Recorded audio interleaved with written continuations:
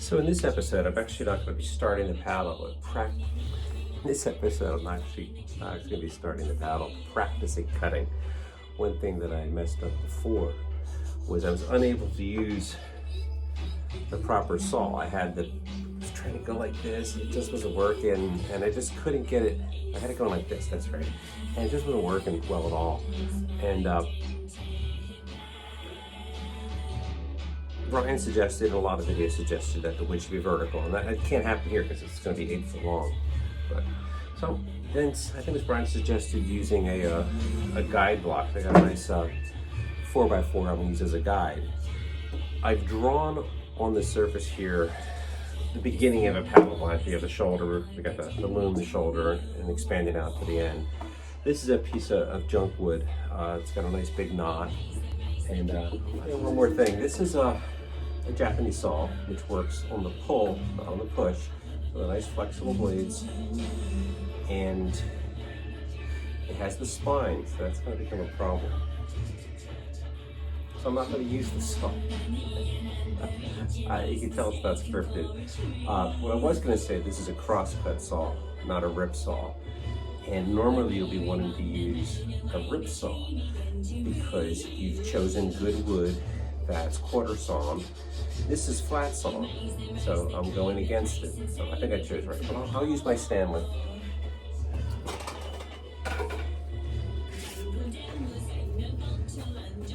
This is Stanley Sharp or something like that. It cuts on both push and pull, so we'll see how it goes. I'm not going to cut directly on the line. I want to find the line and then go over it a bit, because I can always remove it later with a plane. Can't add it back. So it's going to be over the line a little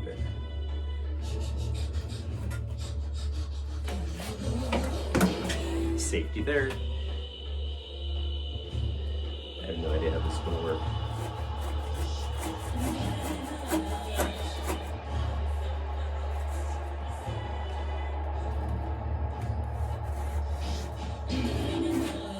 See why Brian weights this down.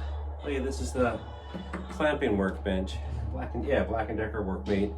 It's nice that it can hold uneven pieces, and my father-in-law had one, so I'm using that.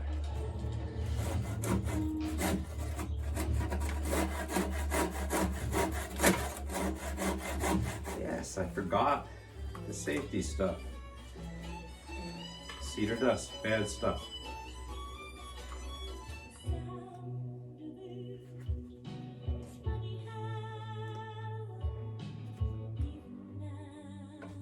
There I am. See how it works.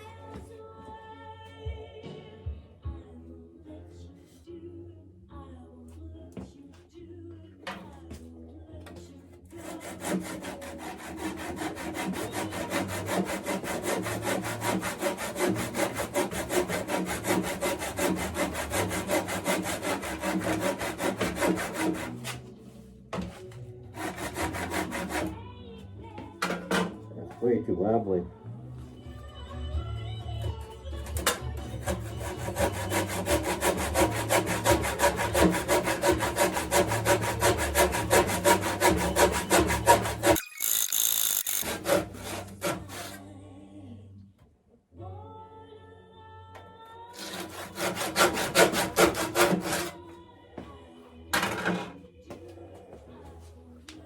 I'd have to say that that's actually working fairly well.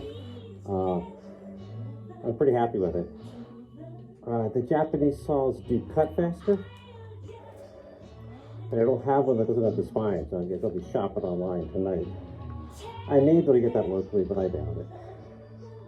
I want to stop the video because you don't need to watch me sawing. This is also hard work. That chisel method was way easier. Oh boy. It's going really well. I want to show you another thing that Brian suggested that I have. This is a roller stand. And now I'm going to extend this out because I've got this far already. That's getting real wobbly. So I had to extend this out to support it. What you notice is I got a 5-gallon bucket here, half full of gravel. That's helping weight it down because this weighs a whole lot less than my my standing floor clamp, but so it wobbles. Oh, laid it down. I forgot. My father-in-law has a third Japanese saw, very short one, but it doesn't have the spine. I don't know if it's cross-cut or rip, but hey, I want to try it, see how it works.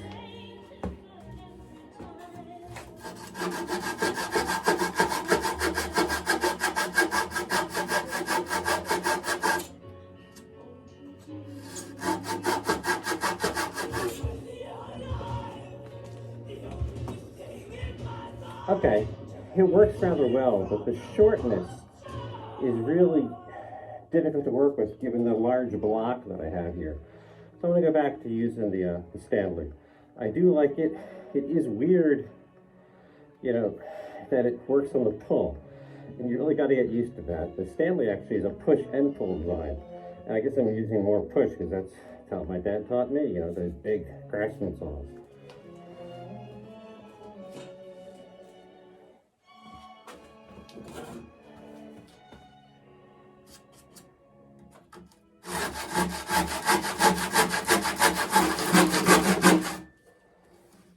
You can see I'm cutting in. I don't know if you can tell. You can see I'm cutting into the wood block some, so I'm not perfectly perpendicular. That's why I'm far away.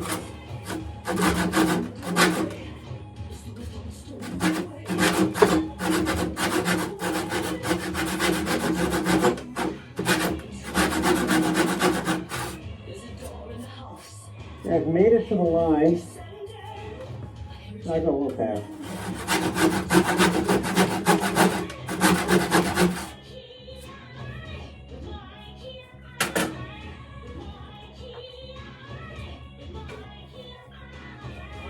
Why not, right?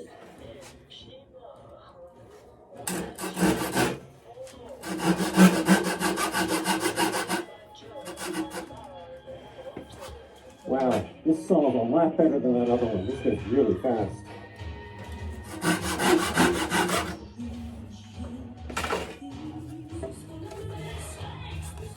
You can see it. I've made a pretty good line. I've gone past where the shoulder is, so now I'll try cut into that.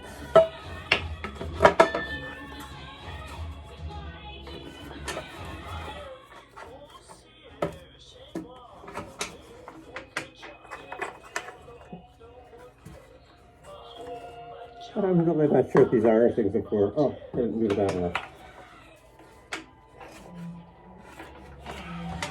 I think it's probably to hold this from tipping that way. They don't stick out very much, and I got the brace out here anyhow. Ah, fell off that.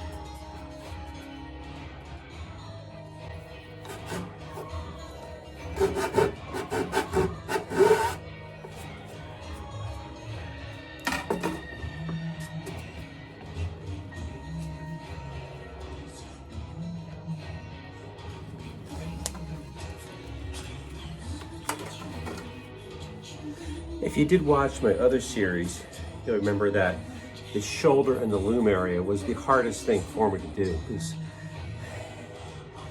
if you want to come in with a bandsaw or a jigsaw and just cut it, and I don't want to do that. I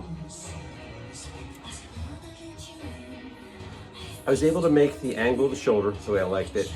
And now, of course, I can't get the blade in here. What I'll probably do when I do the roll paddle is I'll just cut a straight cut across there and then use the rasp like I did last time. I like that rasp. I'm gonna call this a wrap now. This, I think, was absolutely successful. I'll take over the bench. I'll show you closer, then I'll call it a wrap. Well, I hope that the sound was okay in that last video. I just realized that my external microphone wasn't plugged in. I have a little tripod on the workbench here, and I got the floor tripod over there, and I switch back and forth. and they have different mounting systems, so I gotta, anyhow, it's an excuse. Here we are. You can see that it's nice and even. Oh, let me get on this side. And you can see that I started off missing the line by what, a 16th? When I get down to here, I'm right on the line. So that's where I noticed I was cutting into the wooden 2x4. So when I make the real paddle, I'll stay a little further away from that. I wish I had marked the back. Oh, I can check with the with this thing, with the square.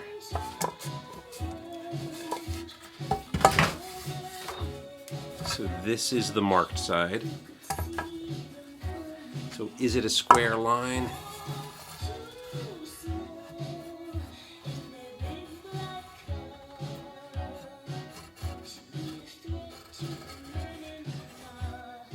It starts off square. When I get down to the dangerous side, or I'm not dangerous, when I get down to the area where I got too close to the line, yeah, it's cocked a little bit by a few degrees. So since I'm on the line here, I'm almost certainly under the line here. So this is why you practice, because you've got the $35 piece of wood up there that actually isn't worth anything.